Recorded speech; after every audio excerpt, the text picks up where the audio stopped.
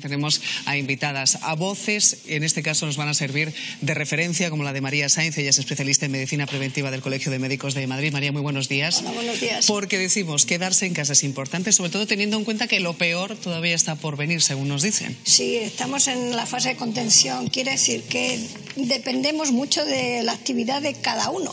Este virus, este coronavirus, nos ha venido a hacer un examen anticipado, a ver cómo es nuestro comportamiento en relación con nuestra salud y la salud de los demás, de las personas que queremos y de nuestro entorno. Así que a quedarse en casa este fin de semana. Hay que quedarse en casa, y no solo el fin de semana, sino que algunos igual van a tener que alargarlo un poquito más. Es una situación dramática, porque además una residencia de mayores, de nuestras madres, nuestros padres, es una especie como de cóctel en cuando es una epidemia, porque se juntan personas que están, muchas de ellas inmunodeprimidas, con patologías, pluripatologías. Ya de por sí la edad, el sistema inmunitario es más deficiente.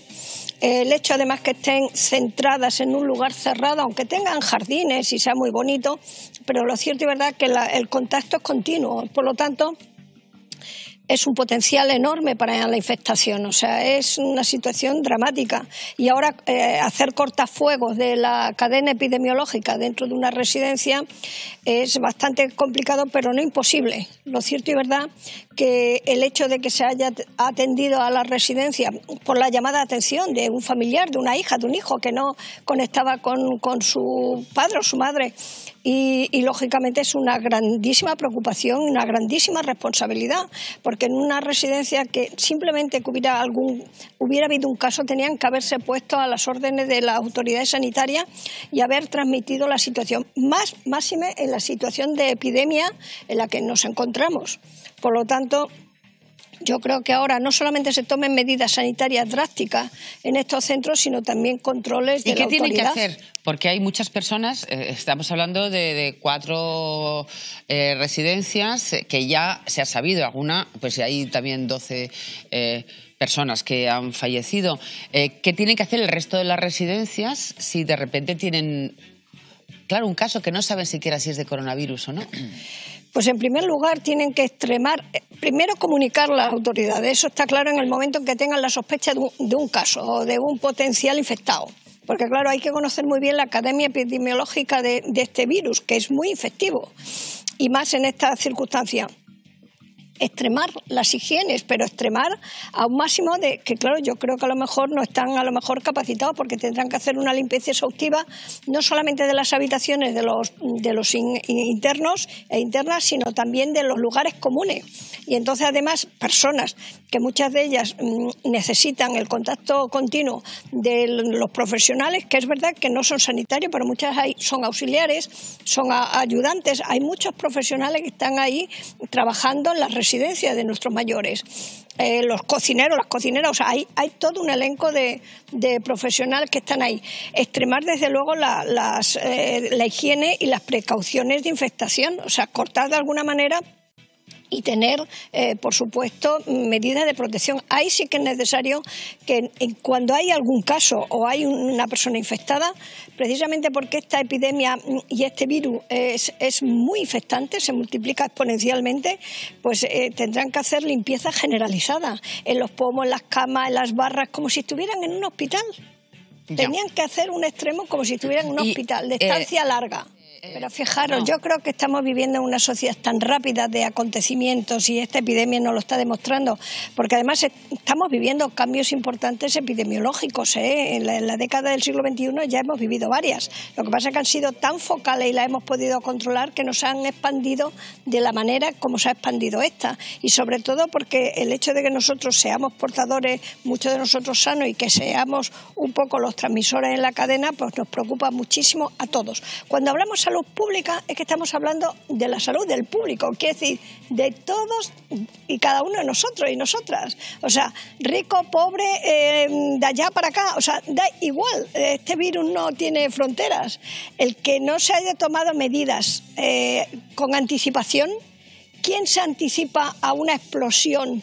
Es muy difícil, aunque tuviéramos datos, y gracias a que China No, esto es imposible. Anticiparse a que va a venir un virus es imposible. Pero cuando ya estás viendo que los estragos que está haciendo el virus en otros países, hombre, tener por lo menos localizado este tipo, haber hablado con Amancio, no esperar a que Amancio se ponga en contacto, sino pedirle que haga provisión. Yo creo que las autoridades sanitarias lo primero que tienen que hacer, y han hecho, claro, se comunicaron con la Organización Mundial de Salud. La Organización Mundial de Salud, con todo, es que estamos en un mundo globalizado. Cuando hemos hablado de aldea global, es que es verdad. A ver si nos enteramos que ya no hay fronteras, ya no podemos hacer como se hacía en el siglo XIX, las cuarentenas, ya no hay lazaretos. Y claro, comparar los países democráticos y de actividades capitalistas con el sistema chino es compararnos mucho. Es que es muy difícil dar una orden de cierre. Se tienen que tomar muchas medidas, no solamente sanitarias. Bueno, claro, de abastecimiento para empezar. Sino ni siquiera test a todas las personas que presentan síntomas. Bueno, vamos a ver Perdona, ya me está haciendo que entre a torear. Bueno, claro, al final son datos. Yo no pongo adjetivos, yo pongo datos de los que lo han hecho realmente bien. Claro, pero como ves, una población determinada, como si fuera un laboratorio, en una situación extremadamente centrada. Me estás diciendo que eso lo teníamos que tener masivamente. Ojalá, o tú crees que si no lo tuviéramos no se hiciera, pues se haría. Pero todo eso lleva un proceso. O sea, es lo mismo que cuando las pruebas del VIH, llegó un momento hasta que se podía pedir por internet la prueba. ¿Sabes lo que te quiero decir? Los laboratorios son muy serios para poder dar unos resultados, porque también pueden, en estas cuestiones masivas, dar falsos negativos. ¿Cómo se queda una población que dice, no, a mí no me ha pasado nada, yo ya no contamino? No, oye, cuidado, porque si sigues no lavándote las manos, no haciendo una contención, puedes ser tan contaminante como el que lo está haciendo sin tener la prueba. Doctora, conocemos casos que de haber dado negativo en un test y luego haberse contagiado después. Es muy importante que hablemos de la población de riesgo, de aquellos que presentan unas patologías previas que pueden hacerles muchísimo más vulnerables al contagio del COVID-19 o que el COVID-19 tenga efectos mucho más perniciosos sobre su salud. ¿De quiénes estamos hablando, doctora? Efectivamente, sabemos además que tenemos una población que está en casa, que cumple muy bien todas las normas, que además son personas muy disciplinadas, que han trabajado muchísimo en su día a día, que son personas mayores, que muchas de ellas viven solas, que además en estas circunstancias pues incluso los hijos y los nietos y las nietas tienen que retrotraerse en darles ese abrazo, ese achuchón que desean nuestros mayores para seguir queriendo vivir, que es muy importante el deseo de vivir.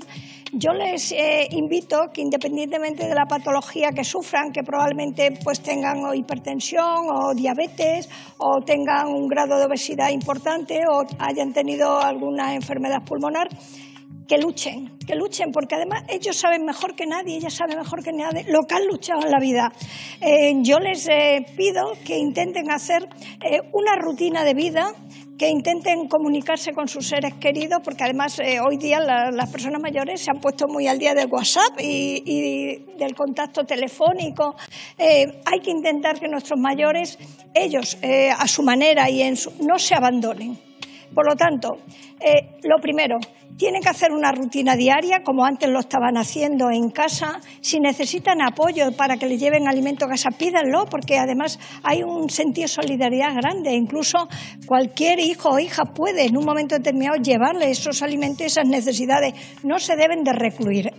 Una cosa es estar confinados, porque hay que estar confinados para no transmitir y no recibir este virus que nos puede hacer un gran dolor, incluso agravar nuestras patologías crónicas, pero lo cierto es verdad que todas estas personas que están solas tienen que comer bien, no pueden olvidar las 4 comidas mínimas que deben de hacer al día, aumentar los nutrientes de proteína. O sea, es muy fácil cocer huevos, tener patatas cocidas, en fin, y tirar del frigorífico de estos alimentos muy nutritivos para no tirar solamente de leche y galletas. En la medida de lo posible hacer algo de ejercicio. También pueden pasear en su pasillo o hacer, incluso si ellas pueden, en el sillón, y ellos pueden hacer movimientos con sus piernas, también con los brazos. O sea, no dejar el cuerpo decir, va, ya Aquí se parte de una premisa falsa, María, si me permites. El virus no va a entrar, porque el virus no está flotando en ningún lado. Afortunadamente, se quede tranquila,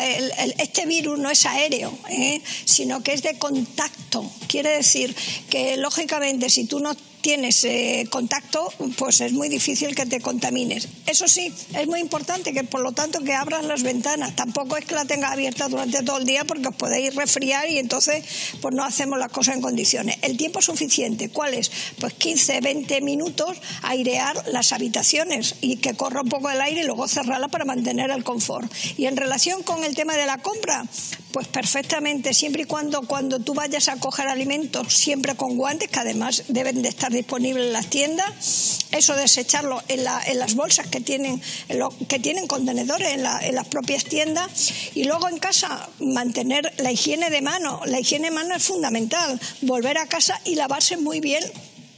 Y si ves que hay algún recipiente de alguno de los alimentos que has cogido, pues limpiarlo, quitarlo y limpiarte de nuevo las manos.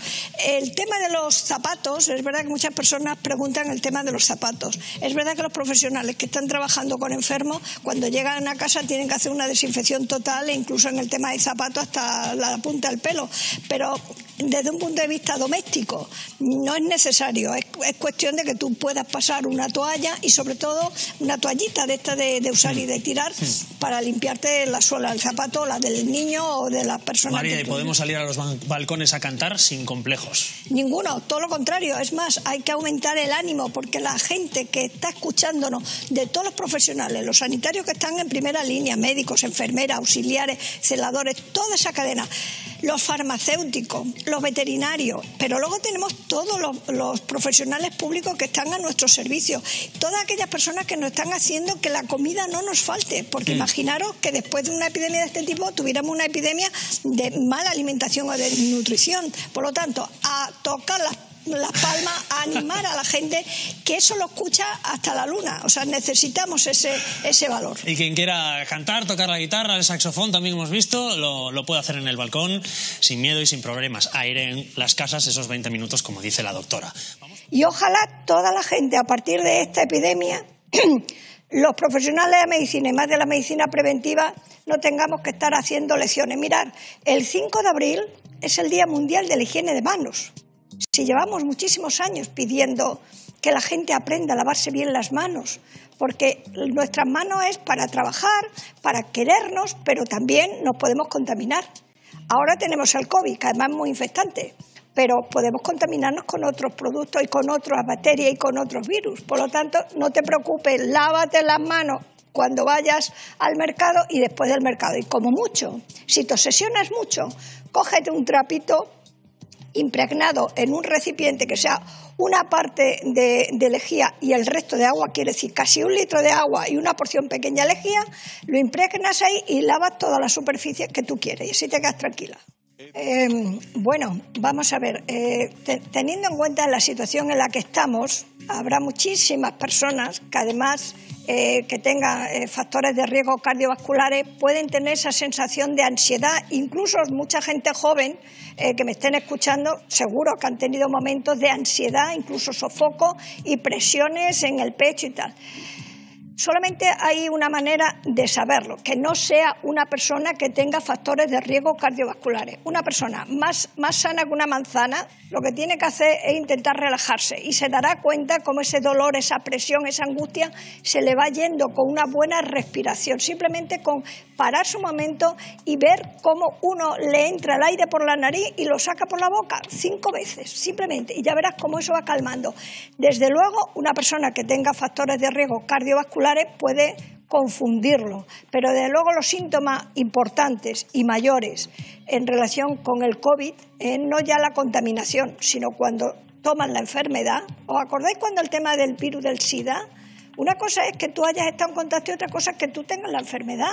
Pues lo mismo pasa con este virus. Tú puedes estar en contacto. De hecho, cuando empecemos a hacer los test estos que vamos a hacer, se va a disparar la curva de positivos. Pero eso no quiere decir que tú sufras la enfermedad del COVID.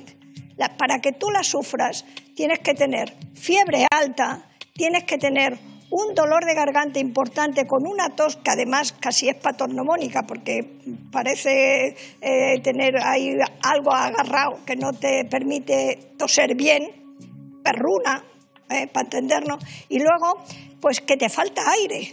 Es que, doctora, y que me perdonen mis compañeros del mundo, no entiendo muy bien el titular. ¿Puede ser que se manifieste el coronavirus, por un lado entiendo el titular, con un fuerte dolor en el pecho, o que el hecho de tenerlo te pueda dejar algún tipo de afectación al corazón? Lo que sabemos claramente, Joaquín, es que las personas que tienen algún factor de riesgo o una enfermedad previa cardiovascular son personas de alto riesgo en relación con esta infección. Eso lo sabemos. Lo mismo que otras enfermedades sistémicas, como son las personas diabéticas o personas que hayan tenido un trasplante renal y estén a lo mejor tomando incluso inmunodepresores. Son personas de alto riesgo. O sea, esas personas se tienen que aislar, pero ya, y mantenerse... Es que lo que dice la información del mundo es una paciente en Italia, 53 años, pensaba que tenía un infarto y lo que tenía era coronavirus. Yo tuve un neumotórax y también notas un dolor muy fuerte en el pecho y un dolor muy fuerte en la espalda. Claro, pero una presión. En cualquier caso, esta paciente me imagino que llamaría a los médicos de atención primaria, claro. Y lógicamente pues ahí le harían el diagnóstico diferencial, porque teniendo en cuenta que nosotros estamos continuamente con nuestra experiencia, sabiendo qué es lo que nos cuenta la paciente, qué es lo que nos está remitiendo en función del asunto, pues me extraña que no le hicieran la prueba. Si tienes los síntomas de un infarto, lo que tienes que hacer es irte al hospital. Rápidamente. Luego ya el diagnóstico médico dirá si lo que tenías era un infarto o si estás contagiado de COVID-19. Independientemente, que puedes tener un infarto y no estás contagiado, o puedes tener un infarto y además estás contagiado. Y a lo mejor esa floritura del dolor precordial te viene también por la sensación de angustia que la gente está viviendo. Doctora, hemos tenido muchas dudas. ¿Usted cómo lo vio, María? Yo lo vi como un deseo por la parte de muchos niños, porque otros se retuvieron en casa. O sea, hay que también tener en cuenta que cada niño es un mundo en sí mismo. El deseo de poder salir de paseo, muchos niños y niñas con mucha responsabilidad, pero otros por parte de los adultos, yo creo que suspendieron, algunos, no todos. Pero cuando hablamos de contacto, está relacionado con la proximidad. Es que quizás parece que no se han entendido muy bien cuando decimos desde un punto de vista de la epidemiología que este virus se contamina por contacto. Quiere decir, la cercanía, el que alguien pueda toser, pueda hablar, por ahí es donde va el virus. Por lo tanto, los padres que tienen la responsabilidad, el afecto, los padres y las madres, por favor, mantengan la distancia. No con sus hijos, porque con sus hijos en casa van a tener esa proximidad, a no ser que alguno esté infectado y haya que hacer esa separación, sino con los demás, vecinos, amigos, familiares. El contacto significa proximidad. Evitar el contacto significa alejamiento. Y luego vimos, ¿no? Yo creo que nos puede las ganas de recuperar esa normalidad y no... Pero esto es como la yenca, como no la sepamos bailar bien. Vamos a ver, yo hago un ejemplo. Todos queremos tener una mesa de comensal donde todos participemos, pero hay cuatro patas. La primera pata, y además todas las provincias, todas las comunidades están haciendo el contaje de los servicios sanitarios, de poder aguantar el tiempo que sea necesario, porque lo hemos pasado muy mal, lo hemos mantenido ahí y hemos sido capaces, el sistema sanitario. Luego hay otra pata importante, que es el tema epidemiológico, los datos reales de la atención primaria y todo. Pero hay una tercera pata, que es la ciudadanía. Que somos nosotros, nuestra responsabilidad, nuestra actitud. Toda la normativa. Si nosotros, que hemos sido capaces con la reclusión, tirar de la curva de la pandemia, ahora nos desmadramos, podemos volver para atrás. Mira, vamos a ver. Este virus es infeccioso, ataca al sistema inmunitario. Por favor, que no entremos en pánico, porque afortunadamente lo que se está demostrando ahora es que las comunidades autónomas, los distintos directores generales de salud pública, todos están al servicio más cercano de la población y de cada caso. O sea, nosotros tenemos que pertrecharnos de paseo, de situaciones saludables, de estar en el balcón si no quieres salir a la calle, pero por favor hay que estimular el sistema inmunitario, porque nos viene el otoño, que es lo que nosotros tenemos un poco más de precaución desde un punto de vista de la medicina preventiva y la salud pública, y la gente que tenga mayor capacidad y más sistema defensivo por alimentación, por higiene, por paseo, por baños de sol y por el afecto, que no tiene que ser babearse, sino darse codo, mirarse, saber que se está, la gente tendrá muchísima más capacidad de respuesta. Pero entonces María, con lo de activar el sistema inmunitario, yo ya me estoy perdiendo. Entonces ¿quiere decir que es bueno que se junten? Y junto con eso, todas las medidas de medicina preventiva que se están dando, que son preguntas muy lógicas. Sinceramente, creo que además tienen que intentar hacer posible que sea una cena lo más segura. Por lo primero, entonces, es cairear la casa, tenerla preparada. Nosotros, además, recomendamos que alguno de ellos o de ellas se dedique a ser como el coordinador familiar de la COVID en la familia. ¿Por qué? Porque vamos a estar un tiempo juntos y de cuando en cuando vamos a invitarle a ponernos, claro, nos podemos relajar porque es lógico que tomemos vino, disfrutemos. Entonces, siempre hay que estar con la mascarilla, incluso dentro de la casa, cuando no se esté comiendo o bebiendo. Por supuesto, antes de entrar hay que intentar limpiarnos los zapatos, saber en qué sitio se van a poner los bolsos, los abrigos, los regalos, y luego que la habitación de la casa más grande sea la que se decida para que sea el lugar donde estén los comensales. Cuestión de organización y de lógica. ¿Qué es lo que más te preocupa de las nuevas cepas? Porque también se está diciendo mucho en las últimas horas, afortunadamente parece que las vacunas que hay son efectivas, al menos para 2 de estas cepas, pero el British Medical Journal ya decía hace muy poquitos días que sí se podía asociar a la cepa británica una mayor mortalidad. Entonces, ¿a ti qué es lo que más te preocupa de las nuevas cepas? Pues lo que más preocupa, y no a mí solo, sino a todos los que nos dedicamos a la medicina preventiva y salud pública, es precisamente la capacidad de contagiosidad que tiene estos cambios y estas cepas. Que lógicamente va a haber mayor cantidad de gente que se infecte y más rápido, y sabemos que hay una indicación directa entre los infectados que puedan tener enfermedad y que puedan pasar a la UBI. Hemos querido preguntar...